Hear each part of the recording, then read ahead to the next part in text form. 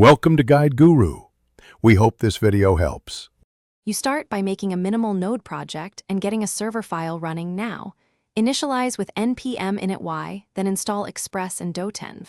Create index, JS import Express, and add app. Listen so you can hit a port. Once done, add nodemin as a dev dependency and create package. JSON scripts for start and dev to restart automatically. Make sure to add a env file for secrets and never commit it. This prepares a repeatable, local development loop you can build on immediately. Once your server responds, structure the core logic. Split routes, controllers, and services so each file has one responsibility. Add Express, JSON, and a logger middleware first, then mount auth and validation middleware before protected routes. Connect to your database, use Mongoose. Connect with a URI from process.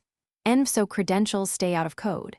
Use async/await and centralized error handling middleware to catch rejections. This makes debugging easier and keeps route handlers clean. To finish, set node env equals production, lock down cores, and ensure environment variables are configured on your host.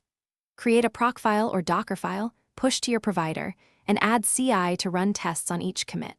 Once live, use logging and health endpoints to monitor availability and version endpoints for non-breaking upgrades. If something breaks, check logs first, then confirm environment variables match local names. A missing DB URI or wrong port is the most common root cause and usually fixes deployment failures quickly.